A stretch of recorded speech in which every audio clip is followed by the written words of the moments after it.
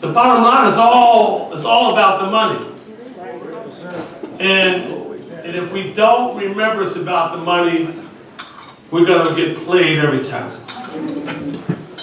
We had a disparity study here in the state of New Jersey. It took about 6 years to start and complete, and it's pretty much stale data, but high level numbers. Your tax dollars, you spend $11 billion, and black people got $3.3 million. And we're still just happy, going along, getting along, taking selfies, just glad to be in the room. But if we're going to be in the room, people need to know we're in the room, right? So at the federal level, government shutdown.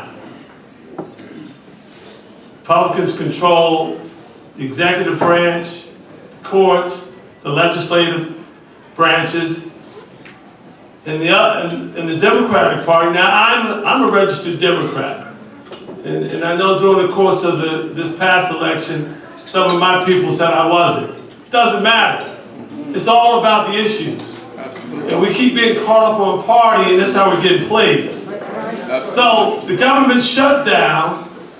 The Democrats said, hey, the red line is Obama subsidies. And they were holding that line for about 35 days or so.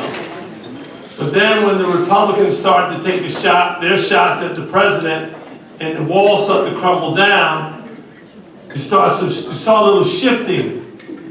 But then when the airlines said we have a problem with the shutdown because Thanksgiving is the biggest travel holiday. That's why the deal was cut. Preach. Right? 5 more days, we could have been in a better place. But once again, we caved. There's more people that don't look like the people in this room that receive SNAP. And they started pushing back, and the wall came. People who don't know the facts are subject to making very emotional movements that can be very detrimental to getting us in a better place. So if you're in a room with someone that's being a little emotional, take them to the side. Let them know that this is time for the grown-ups to be at the table, to have some real conversations. The Epstein files all of a sudden started to leak.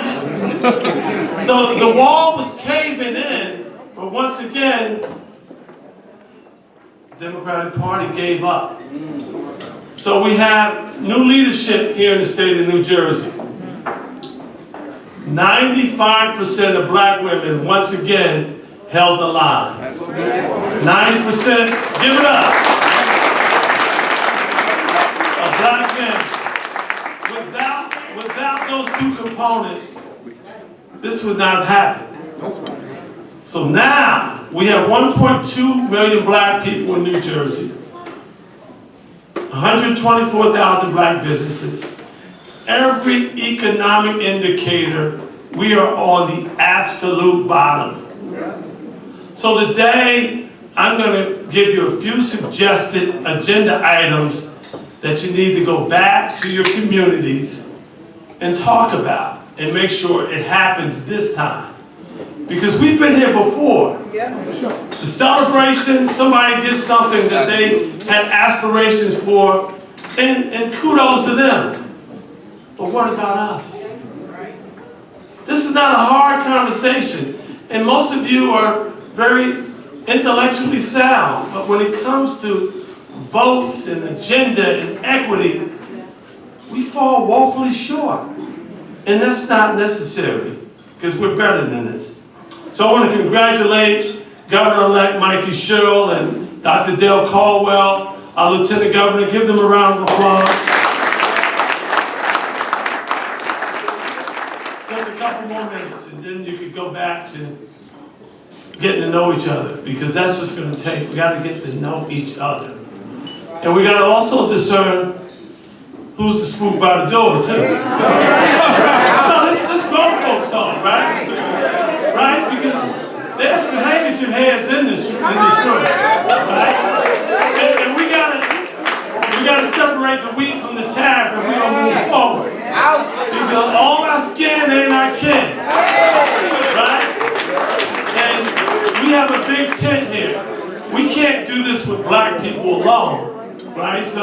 This is not about blacks versus this or that. This is about New Jerseyans thinking about being equitably a part of the economy. On health, on education, on public safety, on economics. We have to be in the game at the highest level and at the lowest level. So just to recap, I said $11 billion of monies that you pay in taxpayer dollars. Black businesses, 124,000 of them got $3.3 million over 5 years. Over 5 years, not 1 year, not 1 week, over 5 years.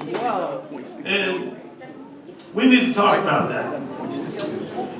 Just across the river, in the city of New York, there's a mayor named Mayor Adams who delivered over 4 years $24 billion to minority and women-owned businesses. $24 billion. And the state of New York has been averaging over $3 billion a year. New Jersey, 3.3 for blacks. You can't lose sight of that. No. Essex County, the largest concentration of black people and brown people. 70% population, they got less than 1% of public contracts combined. And we are just glad to be in the room. Yes, come on. You know, we talk about affordability in New Jersey. If we got more contracts and more high-paying career jobs, there would be no affordability issue. We would mitigate that. So when they say affordability, we say access to opportunity. But we got to mean it. Because some of you are going to go back and whisper and say, oh, the brother Harmon's at it again. I'm just trying to help us. This is not about me. Here are the things you can do, and I'm going to bring it home because I know many of you can't keep your attention long. And this is our problem. We can't, you know, we major in the minor and minor in the major. This is what's important right now. So, we're asking for just a handful of things. So, if you have a mayor or a council person or a school board person or a legislator at the state level or the governor, if you talk to any of these people, this is what we're talking about. We want procurement policy to align with New York. That's very simple, not complicated. No. New York has a Democratic governor, Democratic legislators. So New Jersey has the same, right? But New York is behaving quite different from New Jersey. So we just say to our legislators, we want whatever New York has. Cut and paste. And then vote for it. Auto insurance, New Jersey. Education, credit score, occupation are the 3 proxies that they determine your auto insurance premiums in the state. None of them says anything about your driving record, right? It should be changed. Those are 2 legislative actions, and they've been kicking the can year in and year out. 2 more and then we're done. In 2002, Governor McGreevey signed an executive order standing up what they call project labor agreements in New Jersey. And the premise behind this was on public contract construction primarily. New Jersey had just did an $8 billion, because they lost a court case about schools, the Abbott school decision, 31 school districts, $8 billion allocated. 50% of the schools were done and all the money was spent. They got an additional $4 billion and the suburban schools would not sign off on the legislation unless they got their piece. Again, what was meant for our communities did not come our way. Right. But this law, it was based on a $5 million threshold. In other words, any public contract up to $5 million, as long as you paid prevailing wages, you did not have to be a signatory to the trades. There's nothing wrong with the trades in New York, but there's a lot wrong with the trades in New Jersey. Because I'm at the table with the trades in New York, and they're at the table with us, and this is why they're doing better. But in New Jersey behaves sometimes like Mississippi. It really does. But many of us, we don't say anything. We just go along and get along, right? And so we got to change that. So the point being, what we're asking is that the state elevate its threshold from 5 million to 35 million. President Obama was at 25 million. Biden was at 35 million. President Trump is at 35 million. And New Jersey's at 5. So if we get to 35, more non-union construction companies can participate. Only 20% of the construction companies in New Jersey are unionized. So you got 80% that are not, and they're not participating. So if you go past these projects, you see who's doing the work. We're not. We're paying the taxes and they're benefiting. We can work with the trades, non-trade. All we want is access to opportunities. And it's not happening in New Jersey. One more example about project labor agreements.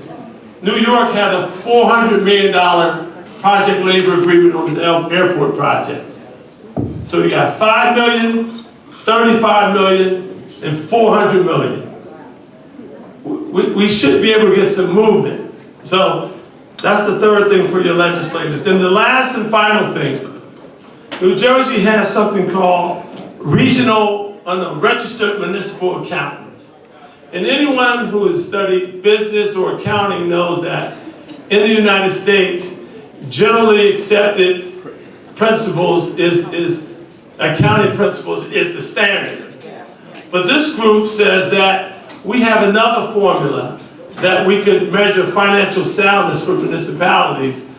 And so they've carved out for a group of 156 accounting firms. They're the only ones that can do work in your communities, in the state. And we have 21,000 CPAs in New Jersey, but 156. And I think there's only a couple that look like us. And they're probably glad they're there. And whenever you're the only person in the room, that's a problem. And you're closing the door behind you, you're the problem. So I'm going to stop there. And if you're not a member of the African American Chamber of Commerce of New Jersey, we could use your help right now. We need you, who's recording this, to post something that makes sense. Like dollars and cents. Because right now, we're acting like we don't have any sense. Because people are playing us in full view with dresses and suits on. And we got to cut this out. Let's continue to party with a purpose. Thank you so much.